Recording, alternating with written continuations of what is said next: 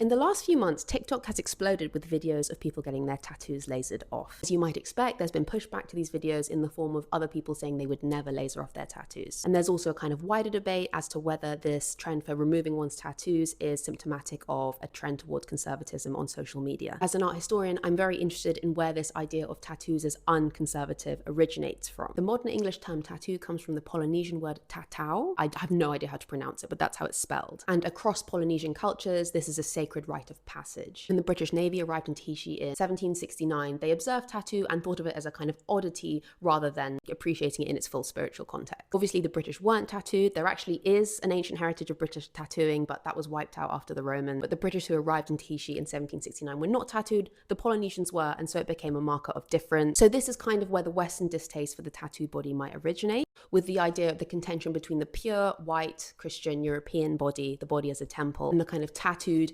pagan, primitive one. And this is why they tried to suppress tattooing under missionary influence in the 19th century in Polynesia, although it wasn't successful. So at the turn of the 18th and 19th centuries, when kind of trade and empire opened up, itinerant workers, so traveling workers like sailors and soldiers, and then also criminals and prostitutes, they would travel abroad and get tattoos as souvenirs. You may also be interested to know that because tattoos at this time were exclusively available abroad, British aristocrats who could afford to travel did also get them. This included members of the royal family. Here is Prince Alfred, Duke of Edinburgh, who got a Japanese dragon when he visited Japan after it opened up from splendid isolation in the mid-19th century. Professional tattoo shops in London got set up at the end of the 19th century in like 1890s. It was from that point onwards that the British elite kind of stopped getting them because the ordinary worker could get tattooed. So on the one hand, you have this kind of historic association between pagan, primitive, tattooed body versus the Christian one. And on the other, you also have this classist idea of tattoos being associated with itinerant workers and working class people. And these, I think, are the two overhanging reasons why people still have very strong feelings about tattoos. These prejudices are actually based in a long history of imperialism, racism, classism, which is why I would say if you have tattoos and you're considering lasering them off to fit more into the clean girl aesthetic,